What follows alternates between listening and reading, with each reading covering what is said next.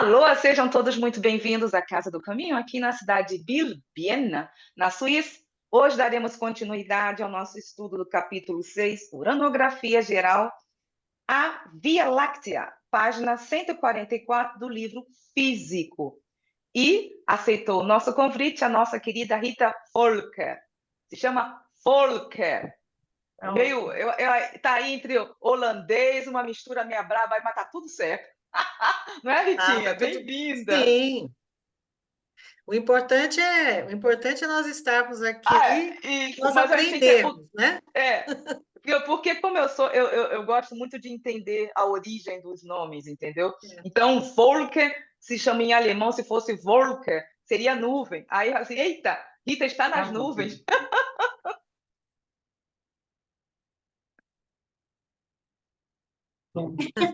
Vê, vê como está travando Vamos lá iniciar. Então, eu não ouvi o que você falou porque travou, mas depois você Travou, me tá Ficou conta. travando. travada. Tá travando, mas não vamos lá. Eu disse que Volker, em alemão, Volker com V, V-O-L, aí Volker, K-R, se chama nuvem. Aí eu fui procurar o Volker, procurar saber com o Ernesto, porque eu queria saber a origem, eu gosto muito de saber as origens dos nomes, eu acho muito interessante isso.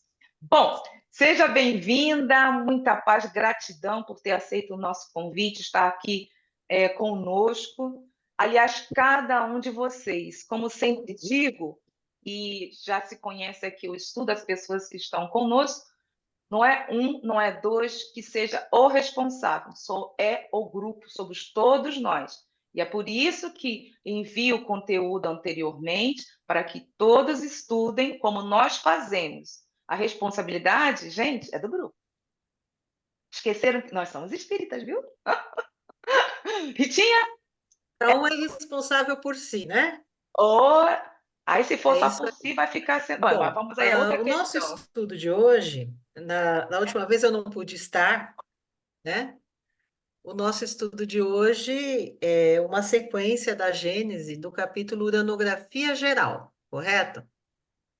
Nesse capítulo, nós temos trechos dessa obra que são, de fato, são considerados trechos psicográficos. São trechos psicografados por Camille Flammarion, que nós também, como espíritas, já ouvimos falar muito pouco, mais ou menos, de Camille Flammarion? Nada?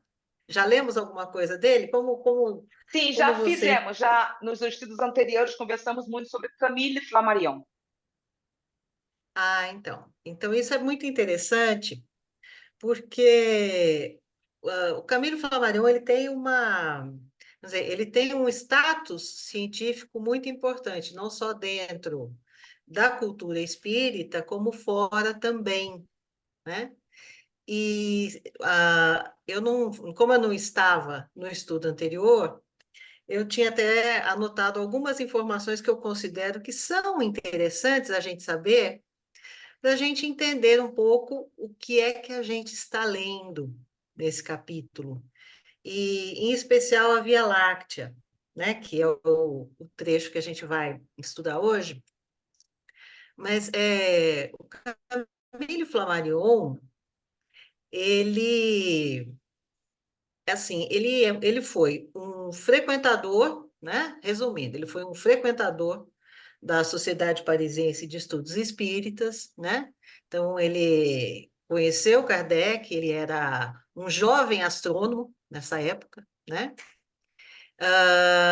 Ele, pelo seu destaque, pelos seus livros, pela sua obra, pelo seu estudo, a gente sabe que ele também fez o discurso, né, durante o enterro, né, a cerimônia funerária de Allan Kardec, né? E sobre a vida dele, a gente sabe que ele foi um menino muito precoce, tá? E ele nasceu num meio, né, num meio cultural, especialmente no meio familiar, que incentivou, de alguma forma, incrementou essa formação a sua formação intelectual, que começou bem cedo, tá? O nome dele era Nicolas, né? Nicolas Camille Flammarion. Os pais dele eram comerciantes, né? Ele nasceu em 1842 e esses pais que o receberam nessa encarnação, eles eram pais assim extremamente preocupados com a sua formação intelectual, tá? E eu não consigo, assim, eu consigo de algum modo entender isso, né? Porque de alguma forma eu também, o meu pai era muito preocupado com a minha formação intelectual. Ele sempre me ensinava coisas, eu saía com ele, ele me explicava coisas, me explicava conceitos, eu era pequena, né? E eu acho que isso teve um papel na minha vida de estimular o meu interesse sobre as coisas da natureza, da ciência, do espaço, todos aqueles assuntos que a gente conversava, né? Mas, de qualquer maneira, o Flammarion, ele era uma criança que a gente pode chamar de precoce, tá? Porque ele, com 4 anos, ele já sabia ler, né? Com 4 anos e meio, ele já escrevia, né? Com 5 anos, ele começou a estudar matemática e gramática, tá? E ele teve outros irmãos, né? Um deles, que era o Ernesto, ele acabou tendo uma editora e livraria que editou obras de Flammarion, né? E desde muito criança, ele tinha interesse pelos livros. Então, dizem que com 8 anos, ele já tinha uma biblioteca de uns 50 volumes de livros, que não são esses livros que nós temos hoje, na maioria para a infância, que são livros mais ilustrados, com histórias mais adaptadas. Não, na época, isso não estava tão disponível assim, né? E o que acontece, de algum modo, talvez tenha sido, vamos chamar assim, providencial, dentro do conceito espírita de providência, em 1856, tinha acontecido uma epidemia, né? Eles estavam em dificuldade financeira e eles se mudaram para Paris em 1856, né? Nessa época, ele já interessado, já estudante, já com essa mentalidade científica, ele passou a estudar, né, na Associação Politécnica de Paris, e ele aprendeu mais ainda do que ele já sabia de matemática, né? Ele tinha feito um curso básico, que a gente chama de, né, o normal, o clássico, né? Aí ele começou a se interessar mais pela matemática, ele trabalhava muitas horas por dia, tá? E consta que quando ele tinha apenas 15 anos, ele já tinha escrito e ilustrado um livro com cerca de 150 desenhos. Então dá para a gente imaginar que ele era uma criança com um prévio conhecimento, um prévio interesse, ou já uma predisposição para se dedicar a esses assuntos que, à época, eram relativamente novos, tá? E ele, quando ele chegou, então, um dia lá no Observatório de Paris, ele foi entrevistado, ele foi aceito como aluno e ele passou a participar de estudos mais apropriados da própria astronomia, né, dentro dessa mentalidade científica. O primeiro livro dele vem à luz com 37 anos, que foi o Pluralidade dos Mundos Habitados, né? E ali ele fala sobre o sistema solar, ele compara os planetas, ele fala um pouco de cada assunto à luz da ciência da época, né? Isso é importante, porque a gente tem que entender que ele estava condicionado, de certa forma, mas não preso à ciência da época.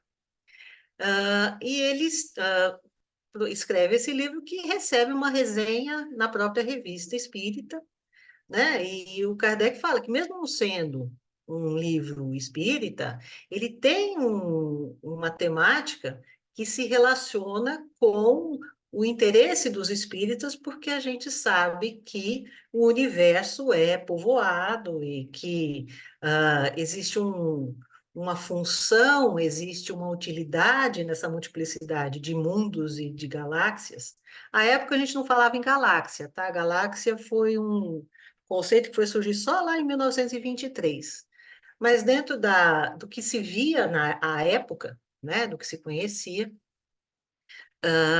já dava para a gente, por exemplo, entender que em alguns, quais eram os planetas do sistema solar, nós tínhamos algumas referências fora do sistema solar, e isso só foi crescendo com o tempo, tá?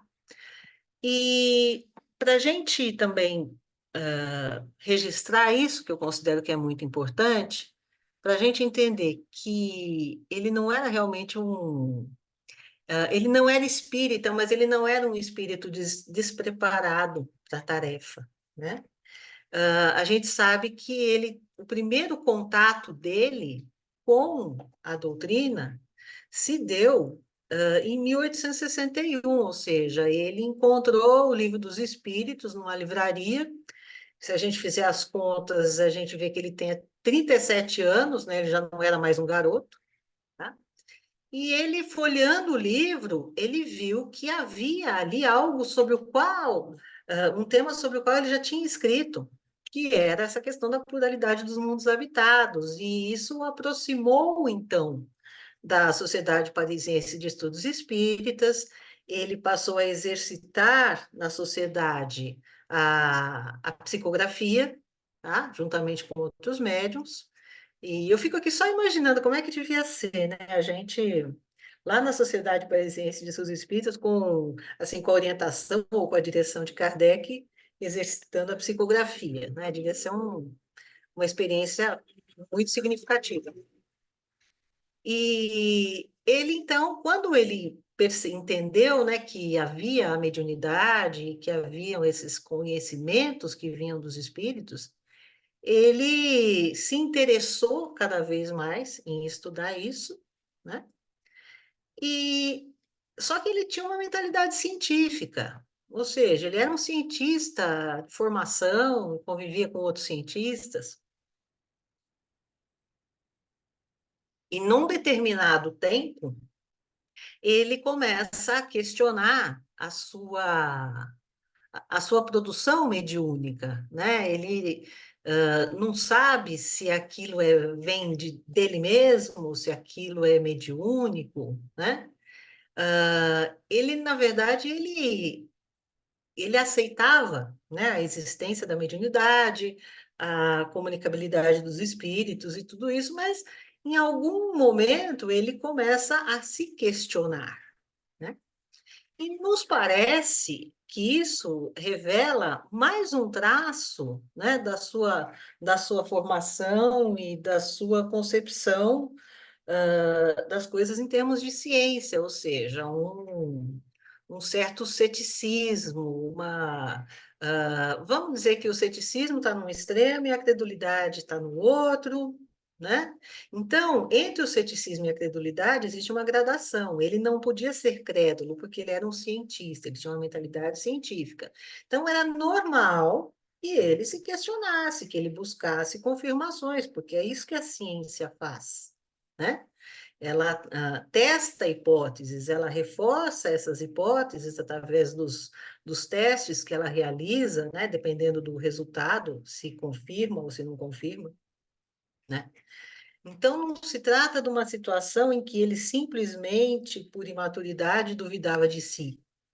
Trata-se de uma situação em que ele, como cientista, ele passava tudo pelo crivo do bom senso e pelo método científico, né? Inclusive, tem no livro do Carlos Embaçaí, no Religião, ele diz que ele tenta usar o método científico para equacionar as questões do espírito. Então, é isso que ele faz. Então, a gente agora vai ler esses trechos e a gente não sabe até que ponto ele questionou ou não questionou, Porém, nós entendemos o que ele está contido dentro da codificação espírita, nós entendemos que tanto Kardec quanto Flammarion eram pessoas conscientes tanto da importância da mediunidade quanto das suas limitações, e aí é assim que a gente vai ler esses textos, tá? Entendendo dentro desse contexto, ok? Algum comentário, alguma pergunta? Ô, Tudo Rita, bem? só a propósito dessa questão que foi colocada, quando ele chegou na Sociedade Parisiense de Estudos Espíritos, conheceu Kardec por intermédio do livro do Espírito que você falou, Isso, e ele, quer dizer, só a obra dele chamada Deus na Natureza, que é uma obra bastante conhecida no Brasil, desconhecido, essa pluralidade do mundo existente, mas Deus na Natureza já demonstra que não era um desses, porque ele foi uma figura, ele foi muito questionado, houve muita polêmica exato. levantada por gente que não conhece nada dele, muito menos da doutrina. Isso no movimento espírita. Eu vi isso ao longo de décadas, por causa do que ele falou, lá atrás. Mas ele também foi presidente da Sociedade de Investigação Científica no campo da Da paranormal, que é sociedade a mais psíquica, né? antiga de todas, está É, lá ainda, e que os maiores cientistas ligados à espiritualidade fizeram parte. E ele foi presidente em 1923, quer dizer, o cara era totalmente, né? Então, ele tinha toda uma bagagem nesse aspecto de espiritualidade, com uma visão de ciência. Se pudesse ser possível essa comprovação pelos métodos científicos que nós temos hoje da espiritualidade. Infelizmente, não é ainda, mas vai chegar lá, porque a ciência não comprova nada, ela só acompanha nesse aspecto. verdade, Então, verdade. para mim, ele era uma coisa assim. E outra coisa, no campo da ficção científica, ele é considerado, ele e Olaf Stapledon, os dois maiores autores de ficção De científica do ficção mundo, da científica. história. E ele escrevia ciência em linguagem popular, como faz hoje aí, não querendo comparar o outro, com esse rapaz aí do Rio de Janeiro, que é o professor da universidade aqui, o Marcelo Gleiser, ou Celo seja, Gleiser. faz coisas complexas numa linguagem simples para nós. Antônio, você me lembrou de uma coisa bem interessante. Eu tinha até olhado para isso hoje cedo, eu vou pedir licença para vocês para compartilhar, que ele, em 1880, ele lança um desses livros que é para oferecer vamos dizer, uma astronomia popular, alguma coisa que todo mundo pudesse entender, né? E esse livro é lançado pela própria editora do irmão dele, o Ernest, né? E eu fui atrás de ver, deixa eu ver como é que é desse livro, né? Então, eu vou só mostrar a folha de rosto e depois eu passo o link se vocês quiserem olhar o interior, né? Porque realmente a gente vê que é uma obra além do seu tempo e muito cuidadosamente elaborada, né? Então é isso que chama a atenção. Não é uma pessoa assim como hoje a gente às vezes convive com situações em que as pessoas pensam uma teoria, acham que aquilo tem algum cabimento e já sai divulgando, já sai dando curso, né? Ainda mais hoje em dia que todo mundo dá curso de tudo na internet, né? Mas dá para perceber o grau de maturidade dele. E eu vou tentar aqui compartilhar com vocês. Deixa eu ver aqui. O host desabilitou a participação dos. Deixa eu ver, como é que eu faço aqui? Tá Será que eu posso liberado, compartilhar? Rutinha. Tá liberada, Rita. Muito obrigada. Então vamos lá.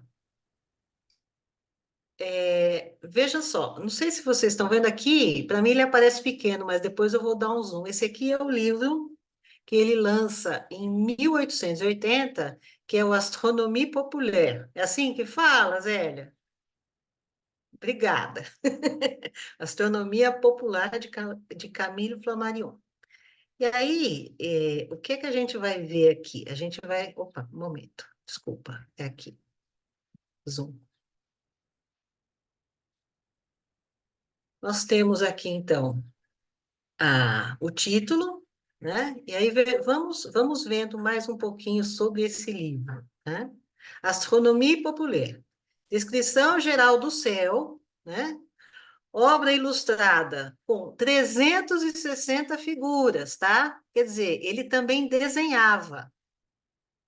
Então, são 360 figuras em cromolitografia, que devia ser o processo de impressão de gravuras na época, né? E cartas celestes e etc., né? E essa obra foi, então, como a gente vê aqui, adotada pelo ministro da Instrução e publicada pelas bibliotecas populares. Ou seja, é um momento bastante importante, a gente então tem essa ideia. Aqui nós temos Paris, né, os editores, Marpon e Ernest Flammarion, o irmão dele, né, os dois, Galerie de l'Odéon, 1881, mas a primeira edição é de 1880, tá? Essa daqui é que é de 1881. E aí a gente tem aqui, veja só que interessante, eu gostei muito disso aqui, ó. Aos gênios imortais, Copérnico, Galileu, Kepler e Newton, né? E a François Arago. Então, o que acontece aqui? A gente acaba percebendo que ele entende que hoje a astronomia, ou a sua época, a astronomia só havia chegado àquele ponto porque outros tinham iniciado uma jornada de exploração e de observação e de aprendizado do céu, do espaço, das estrelas, dos planetas, né? Então, dá para entender que ele está aqui nesse momento, ele está nos dizendo que ele reconhece, né, que, agora vamos lá, como é que é? Copérnico, Galileu, Kepler e Newton, que, agora eu vou falar, vocês vão me corrigir, abriram à humanidade as rotas do infinito, é isso? Está escrito aí? S'il vous plaît? Se não for, gente, por favor, me corrijam. Não quero passar nada incorreto aqui, tá? E aí, depois, ele vem e ele fala de François Arago, né, que, vamos ver se eu consigo aqui chegar mais, fundador da astronomia popular. Então, qual é a ideia de Camille Flammarion? É que esse é um conhecimento muito importante para todo mundo. Ele não é um conhecimento para ficar fechado na academia, na universidade, no laboratório, só para ser discutido por cientistas. Não, que isso é um interesse a todos, né? É um interesse que atinge a todos nós, né? Essa percepção do espaço em que nós nos encontramos. Tá? Alguma questão, algum comentário sobre isso? Eu achei muito interessante esse livro.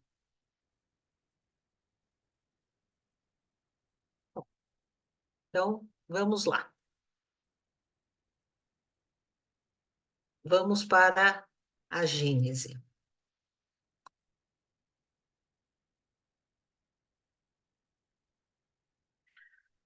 A Via Láctea. Durante as belas noites estelares, a gente vai ver que é uma descrição quase poética, né?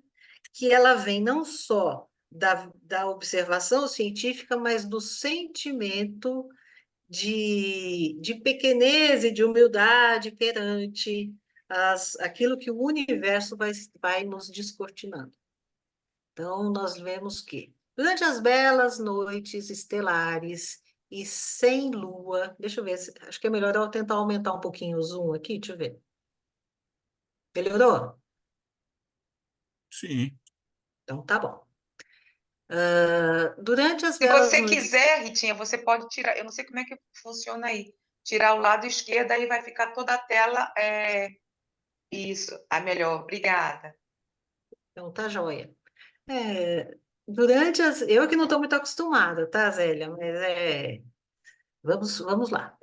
Durante as belas noites estelares e sem lua, pode-se distinguir essa faixa esbranquiçada que atravessa o céu de uma extremidade à outra e que os antigos tinham denominado Via Láctea por causa de sua aparência leitosa. Vocês já fizeram essa ou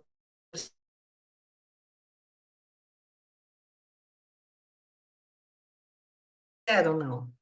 Eu nunca tive a oportunidade, gostaria muito de ter essa oportunidade, mas nunca tive, Então, não. eu tive uma oportunidade quando eu estava em Brotas. Brotas, aqui no interior de São Paulo, é conhecido como um lugar é um lugar propício para observações astronômicas, né? E eu estava lá para fazer umas palestras. E aí teve uma noite que a gente estava conversando, tinha um pátio, assim, a gente estava conversando e a gente olha para cima e a gente vê aquele caminho de estrelas realmente, né? Que dá essa impressão de uma via leitosa ou de algo feito de leite, assim, um caminho, né? E eu imagino que daí veio essa inspiração. Esse esplendor difuso, nos tempos modernos, tem sido exaustivamente investigado pelas lentes do telescópio, tá? E esse caminho de pó dourado, ou esse riacho de leite da antiga mitologia, transformou-se em um vasto campo de maravilhas desconhecidas. As investigações dos observadores têm levado ao conhecimento de sua natureza e revelado que ali, onde o olhar perdido só encontra uma tênue claridade, existem milhões de sóis mais luminosos e mais importantes do que o que ilumina a nossa Terra. Eu acho que esse Terra aí seria com letra, com inicial maiúscula, né? Mas vamos lá, o nosso planeta, né? Então, ali nós temos uma perspectiva, né, de que o nosso Sol é apenas uma, e não é uma das maiores, tá? É apenas uma desses milhões de sóis, que se considerava à época, né, mais luminosos e mais importantes que nos iluminam. A primeira reflexão que a gente traz dessa frase é entender o nosso lugar no universo, ou seja, a observação do espaço, uma das primeiras reações internas daquele que sinceramente está buscando conhecimento, buscando aprendizado, não pode deixar de ser a humildade, né? Porque durante muito tempo a Terra foi considerada o centro do universo, o centro do sistema solar e, né, com todo o firmamento em torno de si, né? E aí Copérnico, que é citado então por Flammarion ali como um dos cientistas a quem ele dedica o livro, Copérnico chega a uma observação, a uma conclusão de que não era assim, escreve um livro, e esse livro originalmente é rejeitado pela Igreja Católica, né? E não se pode, então, imaginar naquele momento que existam outros mundos, que existam outras humanidades, mas imagina-se, por outro lado, que Deus apenas criou a nós, né? E que nós somos os seres mais importantes e mais inteligentes da criação, e que nós recebemos esse mundo para explorá-lo, para utilizá-lo, para dominá-lo. E essa mentalidade, então, ela surge naquele momento e ela, de algum modo, ela cria certas formas de agir como se nós fôssemos realmente o topo da criação. Então, veja só, nós vivíamos num mundo de diferentes povos, de diferentes saberes, conhecimentos, né? Nem melhores nem piores. Porém, como na época a Europa era o continente mais desenvolvido do ponto de vista da cultura, da filosofia e das artes, né? Era natural, quase, né, que eles se sentissem então superiores, porque se só existe esse planeta, se todo lugar que a gente conhece, a gente descobre pessoas com menos conhecimento, pessoas mais primitivas, pessoas que vivem de uma forma mais artesanal que nós, e nós já desenvolvemos tantas coisas, isso significa que nós estamos no topo, como diriam, né? Nós estamos no topo da cadeia alimentar, né? Isso é bem dramático, mas é verdade. E aí, quando a gente começa a pensar que nós não estamos no centro, é claro que isso causa uma comoção cultural. Ou seja, como é que nós, que temos todos esses livros, toda essa arte, né, todo esse engenho e essas invenções que nós de que nós dispomos até hoje, como é que nós, né, podemos ser apenas alguém ali numa esquina do sistema solar ou mesmo do universo? Então, as primeiras reações vieram realmente do clero, né? Porque era inadmissível, era contrário a tudo que se aprendia no catecismo, na Bíblia, e, de certa forma, era um jeito de nós nos colocarmos no nosso, vamos dizer, nos colocarmos um pouco mais próximos do nosso lugar verdadeiro, com humildade, né?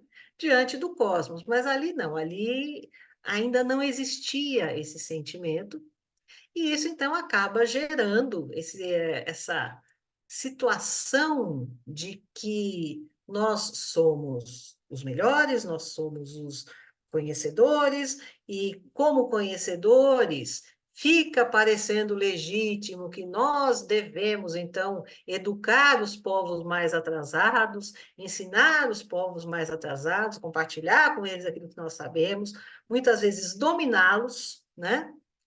E isso acaba criando, isso eu vou até colocar para pensar, se você perguntar se vocês concordam ou não.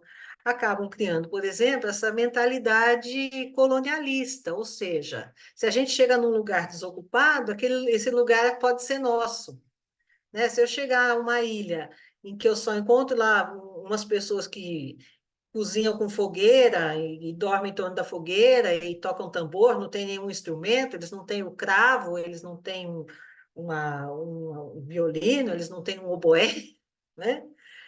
Então, quer dizer que nós somos os seres destinados, né, a orientá-los, né? E também não fica muito difícil de pensar que é assim porque Deus quis. Não é interessante isso? Então, dentro daquela visão de que a Terra é o centro do universo, então aqueles que tinham mais conhecimento, que tinham mais cultura, que tinham desenvolvido formas de trabalhar, tinham desenvolvido o que quer que fosse que facilitasse a sua vida, né? Se sentiam melhores e, portanto, com o direito de ensinar os outros da forma que fosse possível, né? Se eles fossem dóceis, eles receberiam a nossa cultura bem. Se eles não fossem dóceis, eles teriam que ser dominados, que é de onde surge o colonialismo. O que vocês acham? Mais ou menos isso? Por Olha, aí, né? eu acho que é por aí, sim, porque, mas a gente fica pensando assim, de uma forma, né? Isso lá, né, tempos Lá no atrás, século né? XV, Começou, né? XVI. Começou a ignorância, ainda não se tinha os conhecimentos, e tal. Hoje já se tem conhecimentos, mas a mentalidade mudou, Então, pois é. Então, é não é? isso que a gente também precisa começar a pensar, né? O que É, a gente já aprendeu de lá para cá e como é que a gente usou aquilo que a gente aprendeu. é. A Pois é. mentalidade seria naturalmente, teria que ir mudando, né? Melhorando essa mentalidade, já que nós somos os reis do universo, né? Então, Não, há um pouquinho mais de humildade, né? Ver o outro com mais um olhar de igualdade, né? de Mas ainda aprendizado, né? Eu é, posso ter algo para ensinar, mas o outro também tem algo para sim, ensinar. sim. Só que ainda está difícil a mudança dessa mentalidade, assim, de uma forma geral, né? É, mas Você, pelo menos hoje a gente sabe que a gente é só um planetinha de nada na beirada de um sistema solar é, ali, na beirada da Via Láctea, né? é, Pelo menos isso a gente já caminhou, né? Vamos é, esperar se isso vai fazer efeito sobre a é, nossa concepção de vida e de vida em coletividade. Vamos esperar para ver, né? é. Eu acho que Para alguns, isso já está fazendo diferença, sim. Primeiro, Falar um pouquinho. Fernando e depois o Antônio, fazer uma Sim. colocação.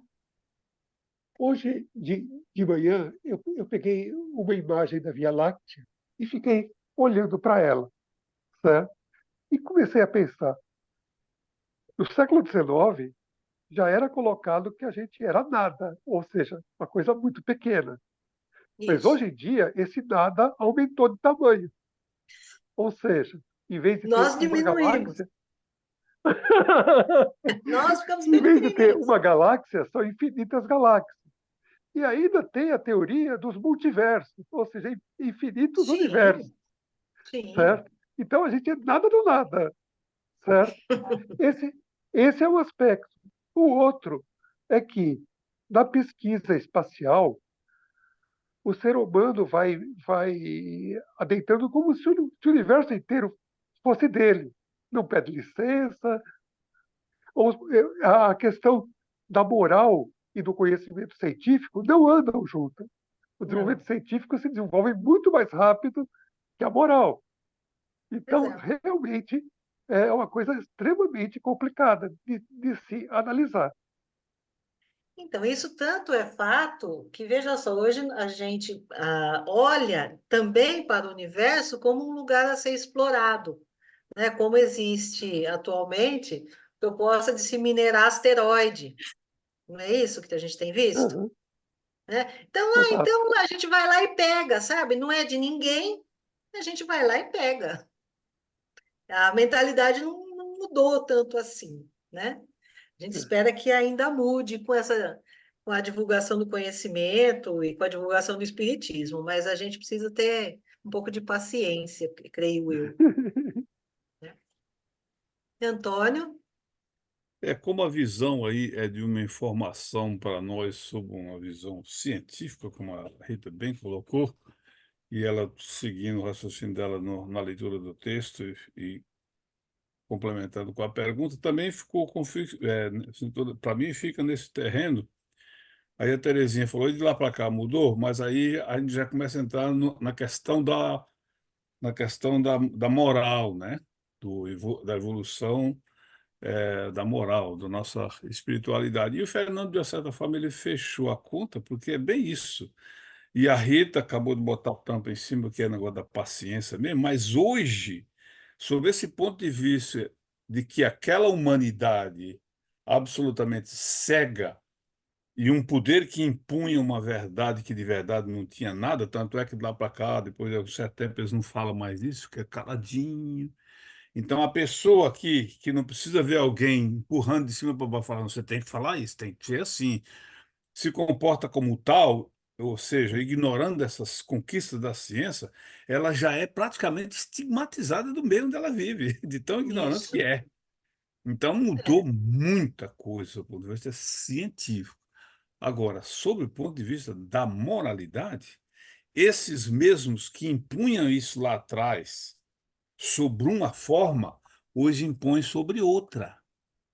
Então, são os mesmos que vieram desde o início da humanidade impondo, e aí entra aquela questão que a gente vê falar, e que vai ter uma certa migração do espírito para poder o planeta avançar um pouquinho mais Uhum, para uhum. frente, e faz todo sentido para mim. Agora, a Rita complementou tudo, falou a paciência, a gente é muito impaciente, mas o problema da nossa impaciência é em relação ao outro. Eu quero mudar o outro e o meio. Pois Aí é. esqueço de mim e esquece que a mudança do outro e do meio vai vir pela nossa própria mudança. Aí nós passamos a ser exemplos e os poucos que vão aumentando, vai mudando o contexto social também. E não existe milagre, né, gente? E não tem outro caminho, né, gente? Mas Olha, nisso ainda nós estamos bem. realmente, realmente é isso. Eu penso que a gente a gente não faz praticamente nada para mudar o outro, né? A gente escreve livro, a gente faz live, a gente promove estudo, mas ninguém consegue ser responsável pela mudança do outro, né? A gente tem uma janelinha naquilo que Kardec entende como educação, ou seja, você recebe uma criança dentro da sua família, dentro do seu lar, né? Aquela criança, ela não tem todos aqueles preconceitos, todas aquelas ideias que ela tinha na vida anterior, e ela está mais disponível para compreender novas realidades, né? Desde que a gente também desde que a gente também possa compreender que esse momento é importante e a gente começa a trabalhar nisso. Eu vou voltar eu não estou dizendo que é para a gente fazer isso, mas eu vou voltar a essa questão da família de Camille Flammarion, que já estava preocupado com a formação dele desde pequeno, né? Ou seja, ele tinha 4 anos e ele lia, tá? E quando eu digo que eu lia a partir dos 3 anos e meio, eu me lembro disso, eu não sei como isso começou, mas eu sei que provavelmente foi por causa do meu pai, porque meu pai era um homem assim, de uma cultura muito vasta, que lia muito, né? Todo mundo estava assistindo TV, ele estava lendo, e ele conversava comigo assuntos de ciência, de astronomia, como se eu fosse alguém grande, logicamente na linguagem que eu entendia, mas como se eu fosse um adulto, né? Então eu reconheço que isso teve muito a ver na minha vida, com o interesse e o valor que eu passei a dar ao conhecimento e à leitura, né? As coisas que eu me recordo mais dessa época é que quando ia visita em casa, meu pai trazia o jornal que era para eu ler para as visitas ver que eu conseguia ler, tá? Mas eu não vou olhar isso nem pelo lado da vaidade, nem pelo lado, né, de querer expor alguma coisa, mas pelo lado em que ele entendia a importância de que eu crescesse como alguém que lia, que conhecia as coisas, que tinha curiosidade de conhecer o mundo, né? Então, isso também vem para nós a uma, para uma reflexão sobre o que as nossas crianças, independente de onde elas estejam, elas estão assistindo hoje, lendo hoje e aprendendo hoje, né? Eu acho que é até bacana a gente deixar isso em aberto ou não, mas para a gente pensar. Inclusive, Terezinha, eu até gostaria de saber o que você acha e como é que você entende essa parte da formação da criança. Pode ser?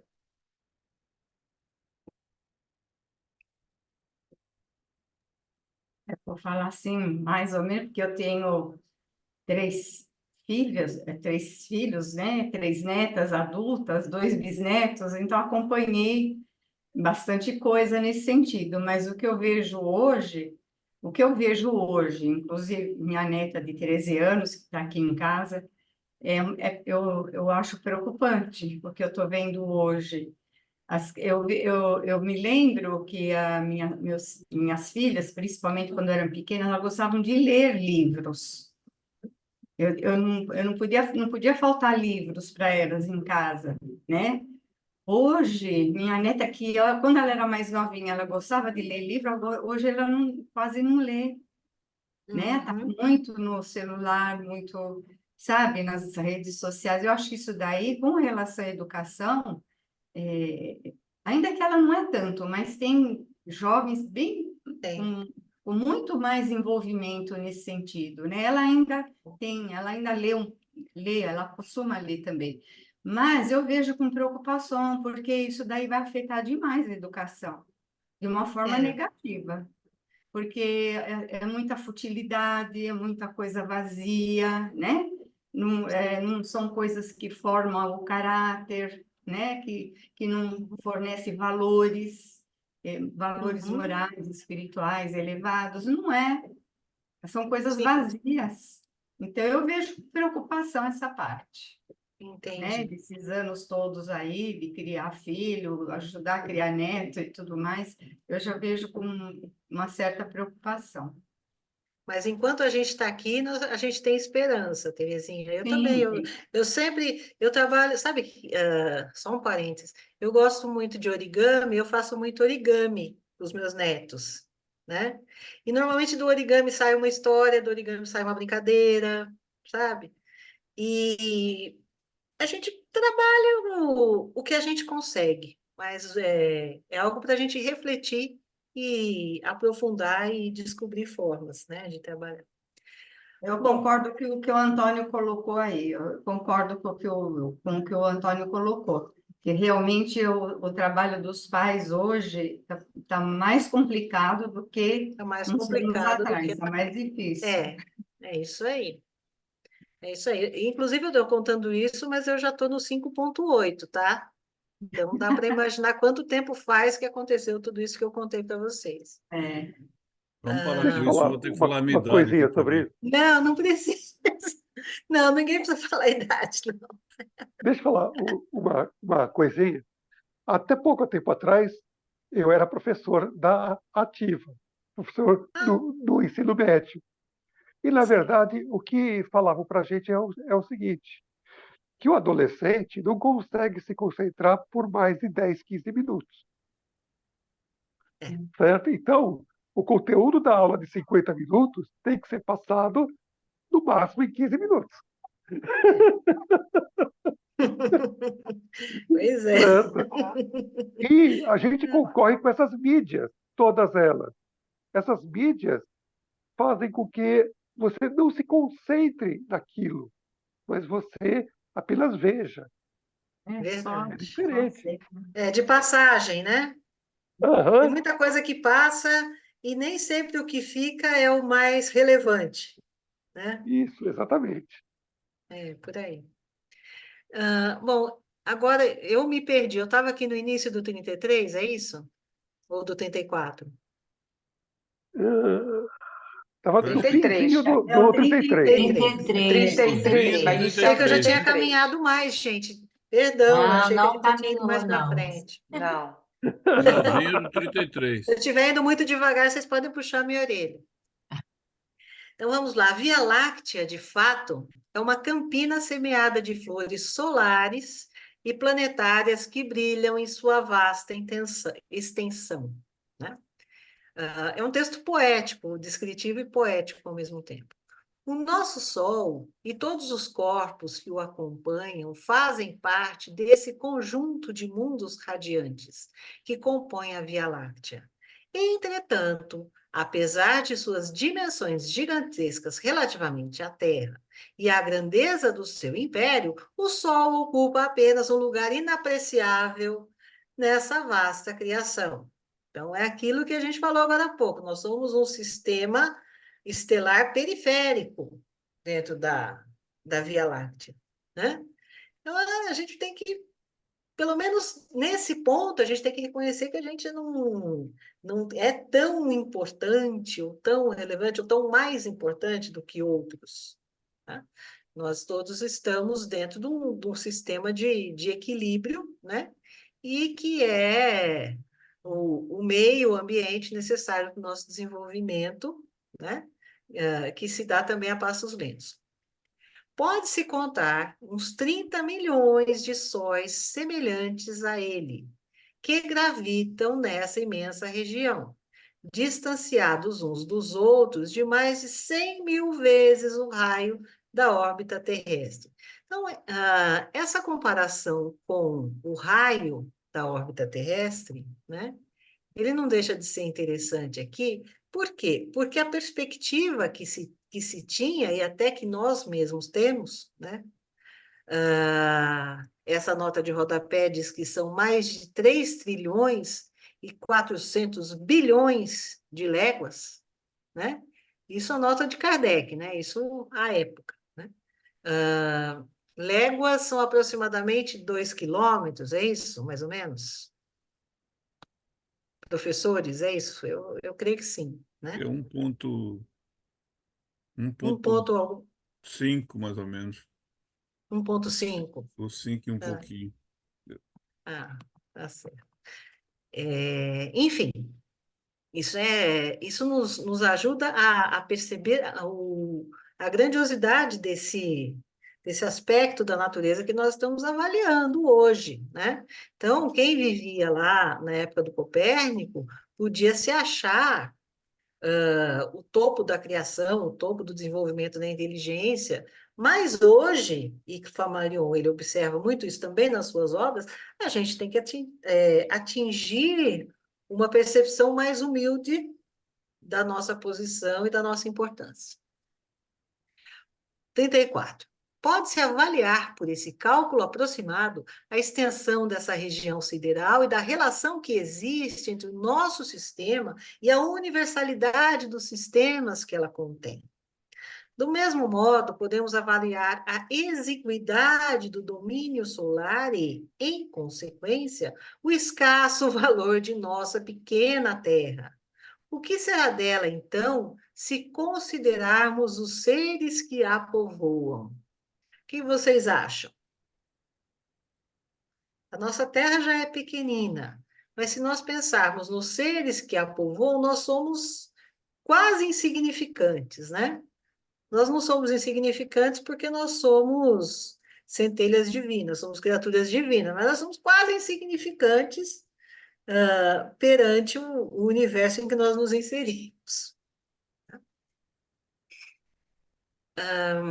Eu digo escasso valor porque nossas constatações se aplicam não somente à extensão material, física, dos corpos que estudamos, e isso seria pouco, mas também e, sobretudo, ao estado moral em que se acham. Ahá!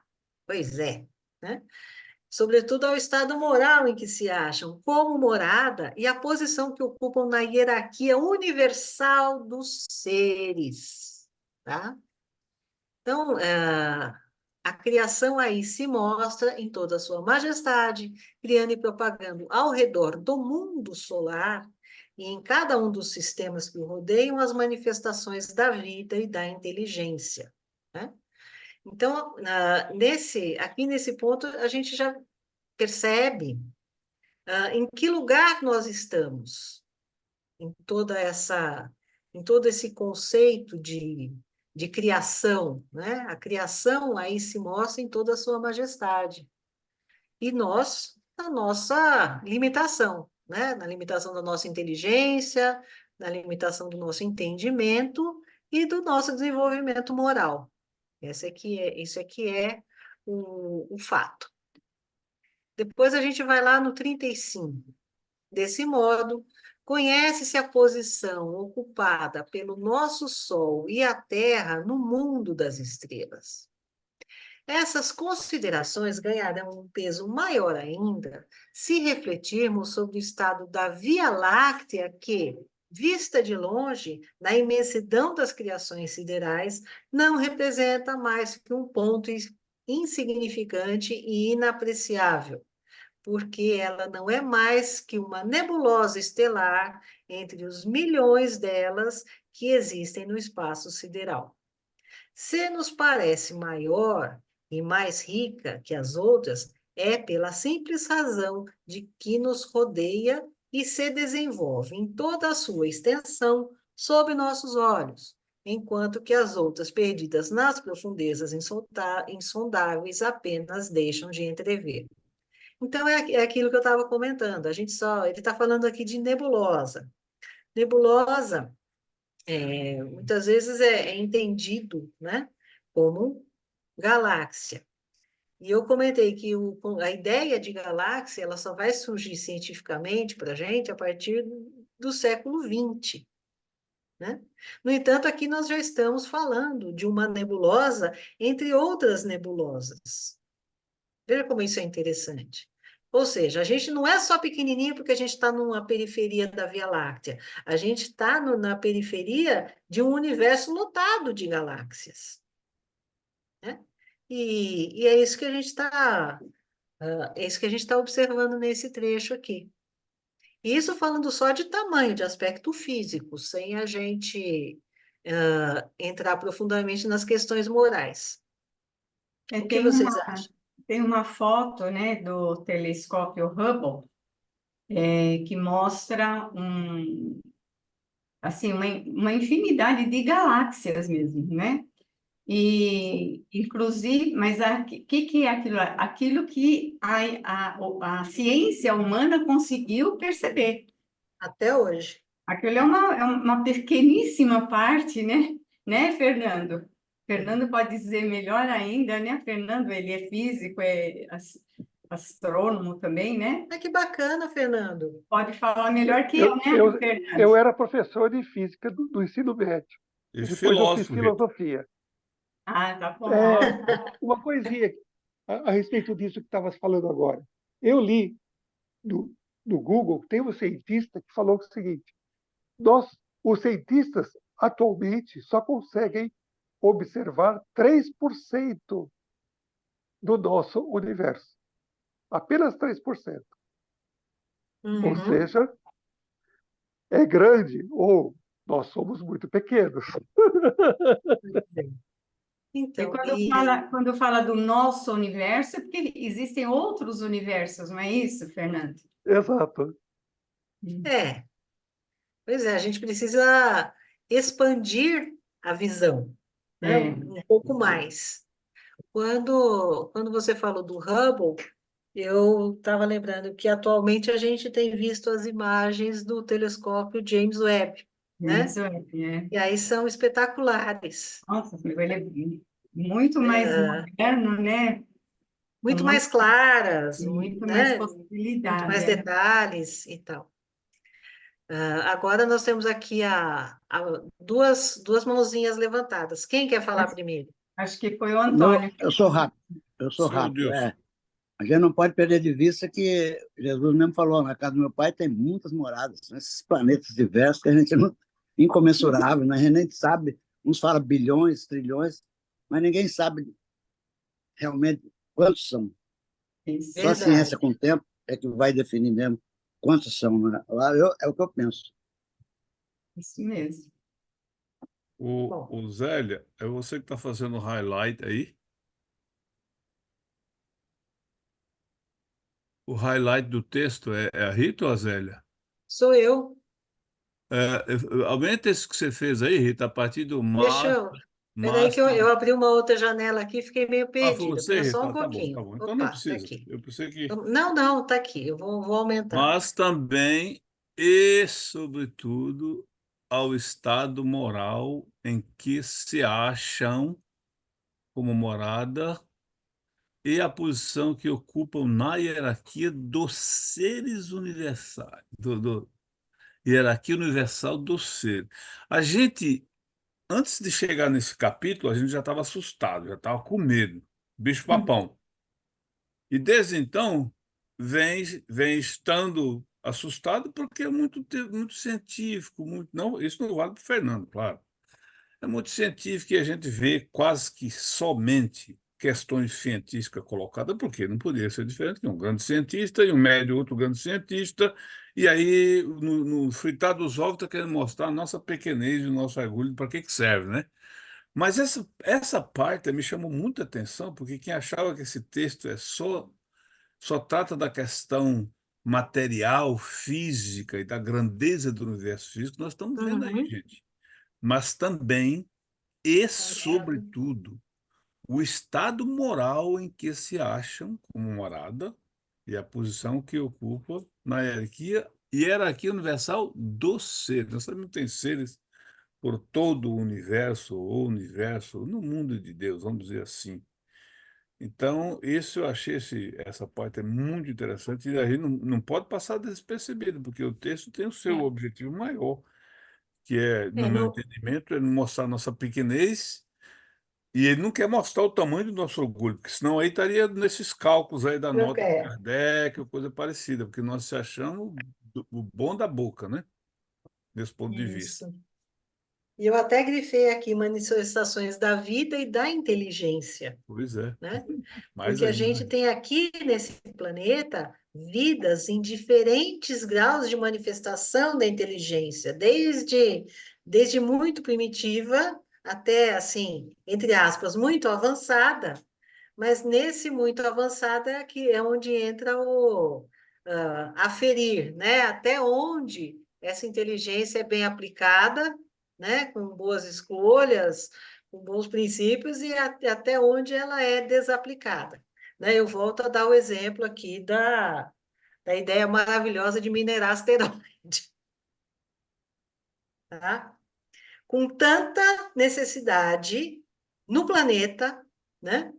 Com tanta necessidade, eu vejo aqui pelo onde eu estou, né? Aqui no Brasil, né? Com tanta necessidade de tanta coisa, não, a gente vai lá ver se tem ouro no espaço, sabe? Porque o ouro que tem aqui já não está dando mais para gente. Ver se tem vida. Mas eu acho uma coisa aí. Há muitas moradas na casa do nosso Pai. E esse trecho grifado é a humanidade universal. Uhum. E Tá em certo. vários graus de evolução. É verdade. E você mencionou uma coisa interessante, Fernando, que o homem, no seu orgulho, na sua arrogância, começa a sair por aí como se aqui não tivesse problema e nem pede licença também. Acha Não que pede ele... licença para nada, né? Se eu achei, é meu. E ainda traz esse discurso barato de que isso aí, não, isso vai redundar em benefício para a humanidade, para isso, para aquilo. Não tem dúvida que Sim, algum benefício traz, mas num aspecto mais grosso, a gente sabe que é mais é mais por ambição mesmo. por Mas ambição eu acho mesmo. que a questão é para a humanidade, mas não é para a humanidade universal. Você vai lá, mexe lá, você pode causar prejuízos muito maiores do que você reverte para aqui, para a Em Terra. benefício. Pois é, É mais isso ainda. aí. Você tem que baixar a bola E, mesmo, né? Tem jeito. pois é. Bom, seguindo, 35. Desse modo, conhece-se a posição ocupada pelo nosso Sol e a Terra no mundo das estrelas. Então, veja-se que nós estamos fazendo digamos assim, essa excursão, né, através das palavras do texto, a uma realidade que, de certo modo, ela foi sendo confirmada depois, porque nós ainda estamos descobrindo a verdadeira dimensão do grande desconhecido que é o universo. Né? Ou a gente já chegou à beirada do universo? Não. Né? A gente tem um monte de hipóteses, a gente tem a tal da teoria das cordas, a gente tem um monte de estudos, mas o que é que a gente sabe mesmo? Né? Desse modo, então, como diz aí, conhece a posição ocupada pelo nosso Sol e a Terra no mundo das estrelas. Essas considerações ganharão um peso maior ainda se refletirmos sobre o estado da Via Láctea, que, vista de longe, olha que interessante isso, gente, vista de longe, da imensidão das criações siderais, não representa mais que um ponto insignificante e inapreciável, porque ela não é mais que uma nebulosa estelar entre os milhões delas que existem no espaço sideral. Se nos parece maior e mais rica que as outras, é pela simples razão de que nos rodeia e se desenvolve em toda a sua extensão sob nossos olhos, né? Não sei se é exatamente toda a sua extensão, né? Mas em grande parte, sob nossos olhos, enquanto que as outras, perdidas nas profundezas insondáveis, apenas se deixam entrever. Então, isso aqui vem de novo reafirmar aquilo que nós estávamos dizendo, ou seja, a exploração espacial, ela já caminhou muito desde lá, mas ela tem muito para caminhar ainda, tá? E conforme nós vamos expandindo os nossos horizontes, nós vamos compreendendo cada vez melhor o nosso real tamanho, a nossa real finalidade, né, de estarmos nesse planeta. Algum comentário? 36. Ora, se sabemos que a Terra é nada, ou quase nada no sistema solar, que ele é nada ou quase nada na Via Láctea, e esta é pouca coisa ou quase nada, esta é a Via Láctea, né? Na universalidade das nebulosas, e essa universalidade é muito pouco no meio do imenso infinito, só então começamos a compreender o que é o globo terrestre.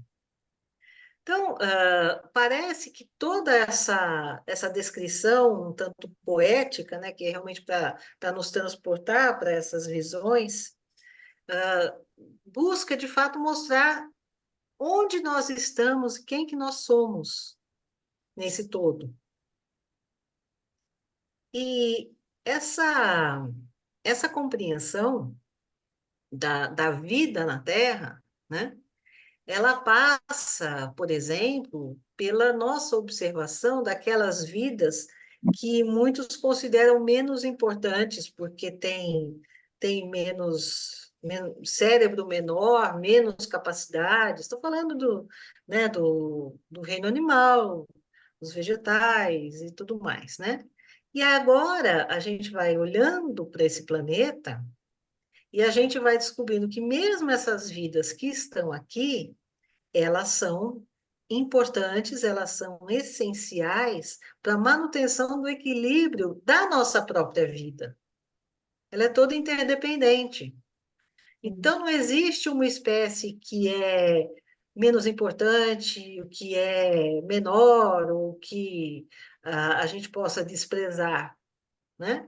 Porque nós estamos lidando com um equilíbrio e nós, muitas vezes, dentro da nossa incompreensão, nós utilizamos o nosso conhecimento para gerar desequilíbrio, para gerar desordem, para gerar extinções, para gerar problemas que nós mesmos... Veja só, a gente acha que a gente está criando problema para os outros, né?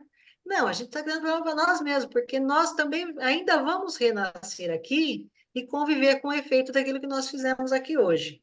Não é assim? É verdade. Exatamente. Tem um aspecto, né, Rita, que o ser humano, ele, assim, falando de uma forma geral, se desconectou da natureza. E nós fazemos parte dessa natureza, nós não somos seres à parte, né? Exato. O ser humano acha que é um ser à parte, não é? E a gente houve uma desconexão. Então, como que o ser humano que se acha separado da natureza, como que ele vai agir na natureza? Assim, de forma egoísta, achando que pode fazer o que bem entende, que ele tá fora disso. E quando que não é. Por isso que nós somos afetados diretamente, né, por tudo aquilo que nós fazemos na natureza de mal, de errado, de prejudicial, Exato. não é? Porque nós É. fazemos parte do processo todo. E lembrando que a época em que esse texto foi escrito, ninguém, por exemplo, falava em mudança climática. É, No entanto, apesar de tudo que nós estamos enfrentando, né, e tem países inteiros que estão sofrendo problemas da mudança climática, né, porque o nível das águas estão subindo. Eu não sei como é onde vocês estão. Aqui no Brasil tem cidades que estão do litoral que estão sumindo, tem vilas que estão sumindo porque a água está invadindo as casas e as pessoas têm que ir embora. Tá certo? Então, a gente está criando problemas reais e nós não temos noção da consequência. Por enquanto, a gente sabe que o oceano está invadindo, que que as geleiras estão derretendo, né? Mas a gente ainda não sabe qual vai ser o reflexo disso a médio e longo prazo. Sobretudo se a gente não parar para pensar, para refletir a respeito, né? Para tomar outro caminho. Lembrando que aquelas pessoas, né, que o europeu do século XV, XVI, XVII considerava bárbara e primitiva, eram aquelas pessoas que, de algum modo, trabalhavam dentro de um equilíbrio com a natureza, porque a vida deles também dependia disso, né? E se eles não fizessem isso, eles também sofreriam, tá? Mas certamente o que eles sofreram ainda é pouco perto do que nós podemos antever diante das decisões que nós estamos tomando, né? Então, a gente aqui no Brasil, esses dias, foi muito comentado aquelas quedas de barragem em Brumadinho e Mariana, né? Então, a gente não está falando de abstrato, a gente está falando de um nível de exploração da natureza e de desatenção com a natureza que gerou problemas até agora insolúveis, tanto em termos humanos como sociais, como do próprio equilíbrio do ambiente, né?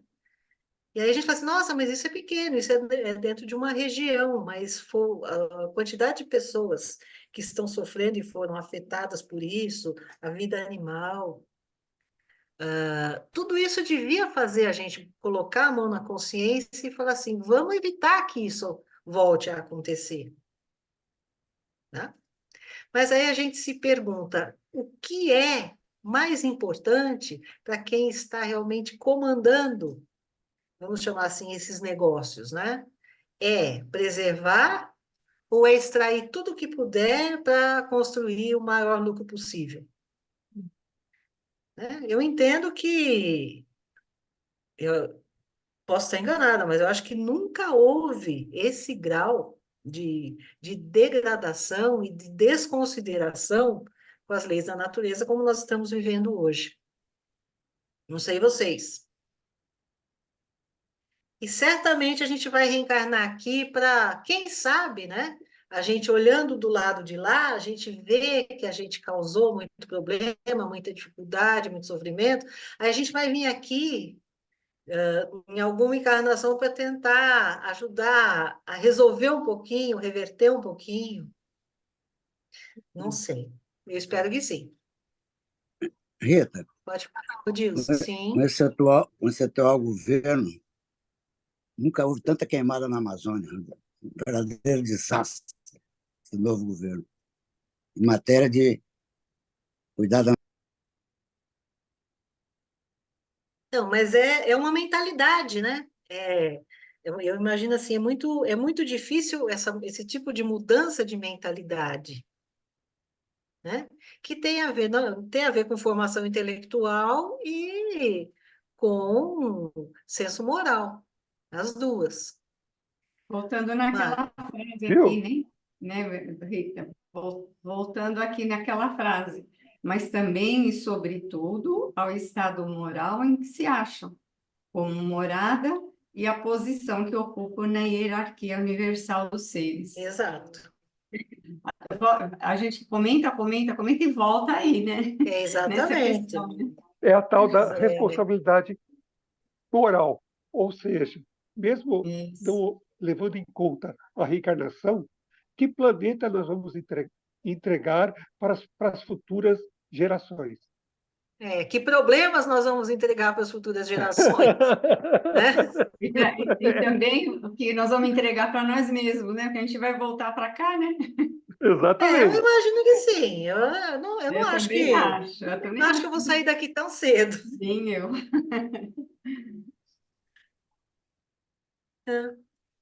De qualquer maneira, eu creio que essa perspectiva que a gente está tendo nesse estudo da Gênese, com essa visão,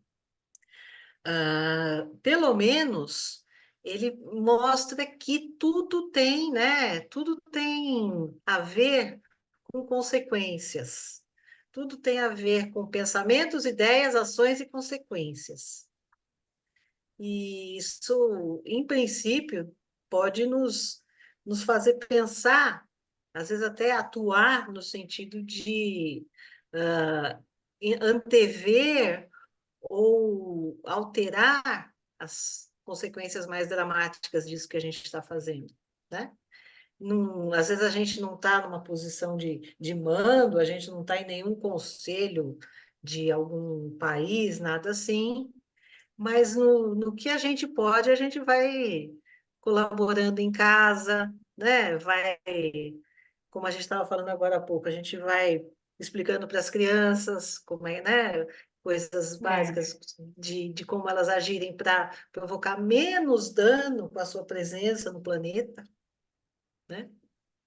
E Mas faz pela na educação. realidade, eu sou otimista, viu, Rita? Eu sou otimista, porque eu vejo hoje crescendo, lógico, é lento, é gradativo, mas está crescendo uma conscientização nesse sentido. A gente ouve falar em todas as partes do mundo, né? As Sim. crianças mesmo tomando uma certa consciência, né? Com relação à água, com relação a tantas coisas, né?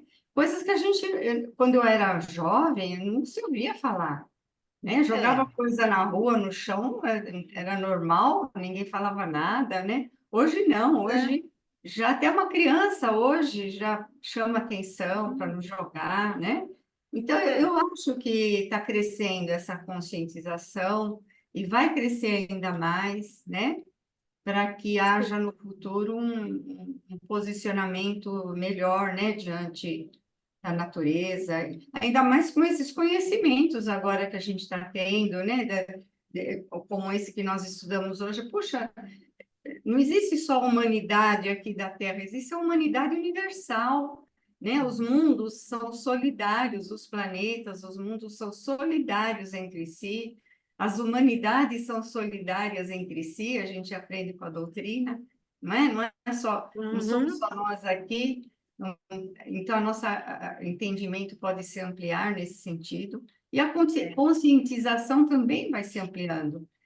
Mas, no nosso nível evolutivo, essa ampliação da consciência é lenta, muito lenta ainda. Mas ela acontece.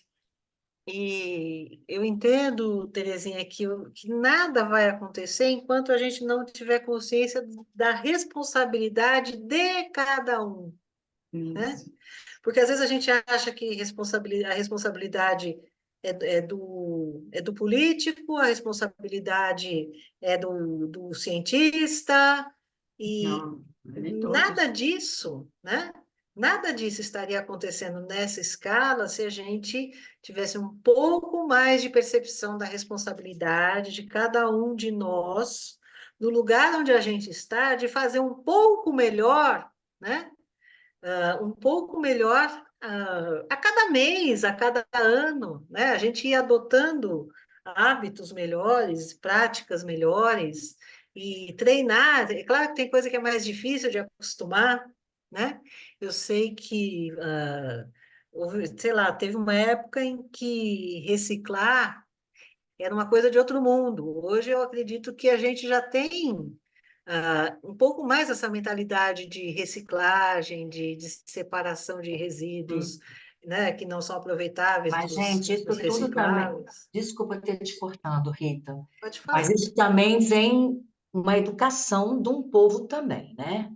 Porque Isso. eu acho que exemplo nessa parte de reciclagem e educação de povo, a Zélia pode dizer, porque na Suíça você tem um saco de lixo, sabe? Você recebe o saco para você reciclar, tudo tem aquele saco. E se você colocar algum lixo errado, você leva uma multa, porque eles sabem qual é o seu lixo, porque é um número, né? A Zélia pode explicar isso. Então, são várias coisas. Então, educar também o povo, né? E nós temos, sim, conforme nós estamos estudando aqui, o conhecimento que vem, mais a gente tem responsabilidade. Responsabilidade. Né? Se você Exatamente. tem... E mais outra coisa, começa por cada um, sim. Cada um tem que fazer a sua parte, conforme você acabou de dizer. Sim. Nas pequeninas coisas, entendeu? Nas pequeninas coisas. Mas, independente disso, eu também acredito, agora sou eu falando, tá? Independente de estudo qualquer. A Terra está fazendo a sua regeneração também, né? Nós não podemos esquecer que há milhões de anos atrás nós tivemos um dilúvio, há milhões de anos atrás nós tínhamos mamute, há milhões de anos atrás nós tínhamos outros animais, não é? Exato. Então, está havendo essa transformação também. De gelo, a gente tem uma parcela de culpa nisso tudo? Temos, uns mais, outros menos. Né? Uns mais, outros menos. Mas, se pensar no macro, né, somos todos culpados.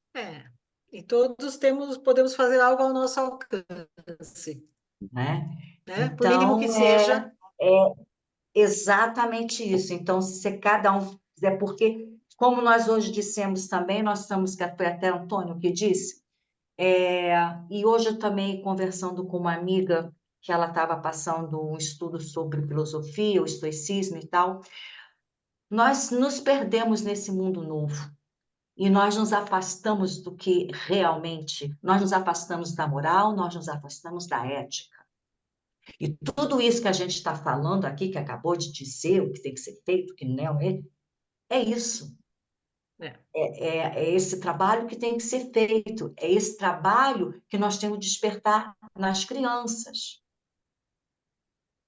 A Isso gente aí. tem um exemplo aqui, você vê nessa época, no século XVII, a quantidade de pessoas inteligentes. O exemplo que você acabou de dar do Camille Flammarion, que ele muito jovem já lia, já estudava, então a maioria deles que você vê era tudo assim, todo esse povo aqui que vivia com Kardec eram cientistas, filósofos, médicos, tudo num só, quer dizer, eles adquiriram isso tudo, olha só, desde como tinham que trabalhar, como estudavam, davam tudo de si.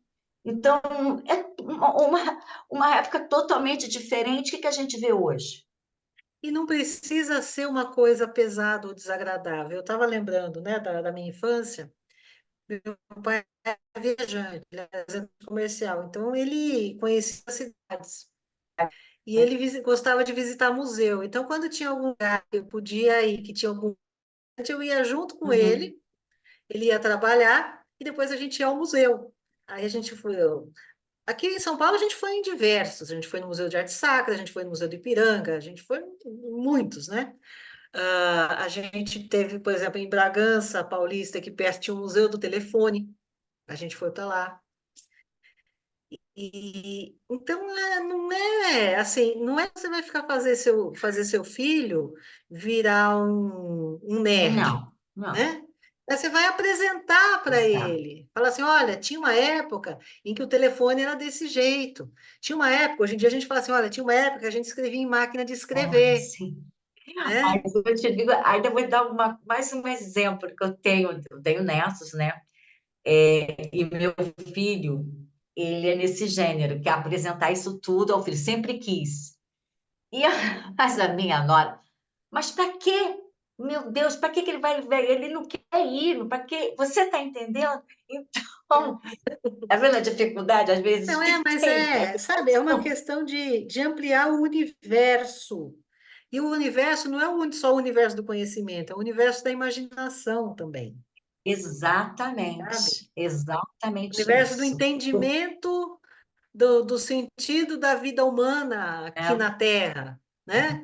E a Onde que gente, e a nós... gente tem que, pronto, não dá como não falar também que nós hoje vivemos um momento em que os espíritos trevosos estão aí tomando conta de tudo.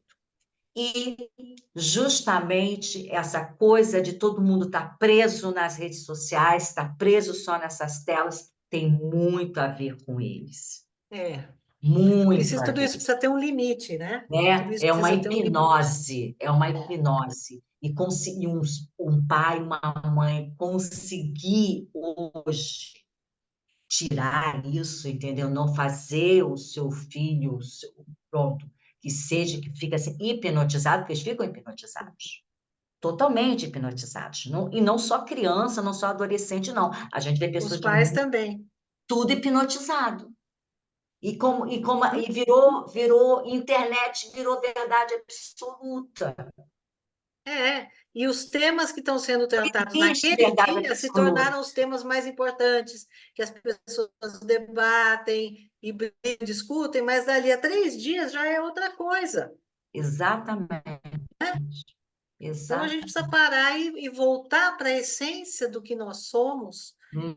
voltar para a essência daquilo que nos vai tornar realmente seres humanos melhores e, portanto, né, pessoas melhores, cidadãos melhores, né? Lembrarmos das leis divinas. Ah, Acho muito bacana o Fernando tá, que ele é professor de física. Eu era apaixonada por física. Eu tive uma professora excelente de física, sabe? E a gente não estudava física decorando, ela ensinava a gente a deduzir as fórmulas. Então a gente não precisava decorar a fórmula. Quando tinha a questão, a gente entendia de onde que aquilo vinha e resolvia. Eu não sei se todo mundo absorveu dessa forma, mas também foi muito importante, né? Porque tudo aquilo que você aprende, força igual a massa vezes aceleração, isso tem um sentido, sim.